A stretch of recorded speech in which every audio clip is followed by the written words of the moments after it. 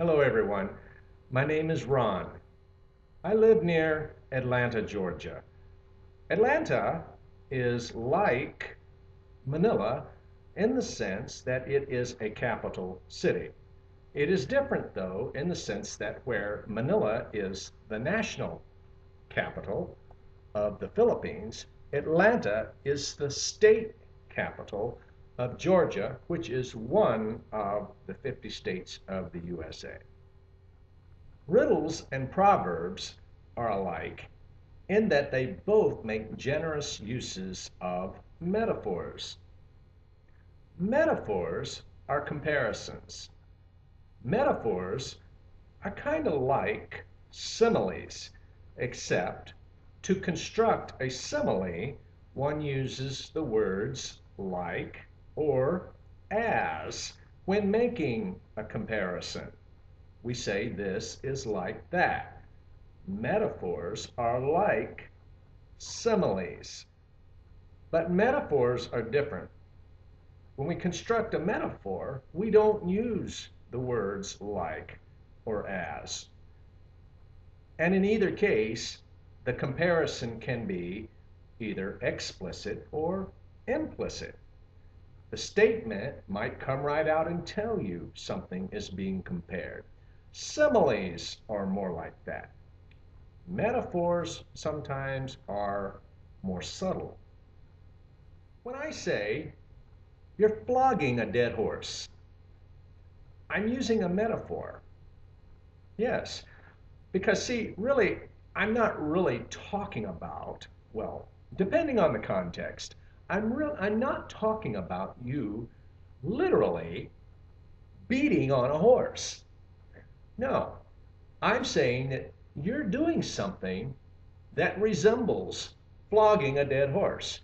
It's an expression used when pointing out logical fallacies. In other words, you're trying to reinvent the wheel. I'm comparing. You're trying to solve a problem that's already been solved. Okay? Reinventing a wheel. That is a metaphor. Comparison.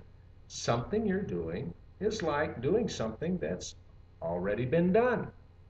At any rate, proverbs and riddles make use of metaphors. They are different, though, in the sense that proverbs sort of explain things, provide you an antidote. They sort of answer questions about, well, say, life.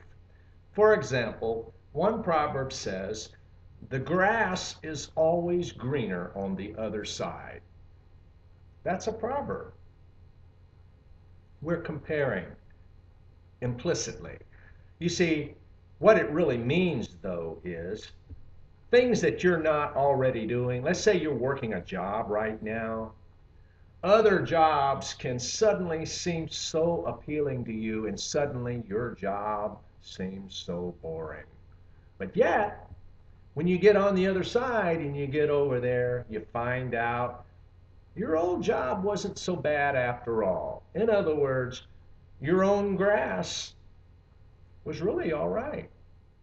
Sometimes we talk about a proverbial thorn in the flesh, when actually what we mean, it's a comparison. Yes, we all know what it feels like. I think we all know what it feels like to have a thorn in your foot, especially one you can't quite get out.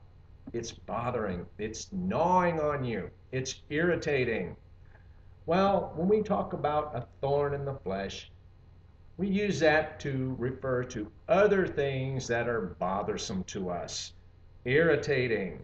Yeah, but we say it in a different way. We call them thorns in the flesh. One proverb might say, you can't have roses without the thorns. You talk about that one and explain what that one means. Everyone wants to go to heaven, but nobody wants to die. Have you heard the expression chasing rainbows? Yeah, it's kind of a metaphor, implicit, and it's proverbial. Are you busy chasing rainbows? You think there's always money to be found by doing something, a particular thing? Riddles, however, tend to be a bit more inquisitive. They tend to either ask questions or they provoke you to ask questions. They don't quite tell you an answer, but they might give you some hints and they might indicate that if you solve this one, then you will have what you need to get to the next step, whatever it is. Riddles are, you might say, products of shrewdness, clever minded, craftiness, and make they often make generous uses of ambiguity. They make you think. They might even confuse.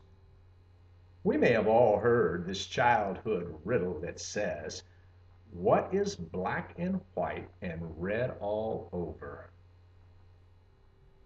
Railroad crossing, look out for cars. Can you spell that without any R's? What can you hear once in a minute, twice in a moment, but never in 1,000 years? Here's one. Spell one word using the letters in new door. I knew an old man who said his mother had 6 children. All of them were girls except 5. I knew a woman who had 7 children. Half of them were boys. But of course, we didn't say half of them were girls. So if all of them were boys, then certainly half of them, at least half of them, were boys. What can you hear once in a minute, twice in a moment, but never in 1,000 years? That's easy. The letter M. Railroad crossing, look out for cars. Can you spell that without any R's? Of course. T-H-A-T. Scramble the letters of new door, and you can spell one word. O-N-E-W-O-R-D. Try it. I would bet that every culture has a stockpile of riddles and proverbs that are unique to that culture. And so you will probably find cultural elements, and you might even find that unless you know something about that culture, you might not quite get uh, the riddle, or you might not quite get the proverb. So, but one thing I feel is sure, both riddles and proverbs will provoke you to think. And that's a good thing, right?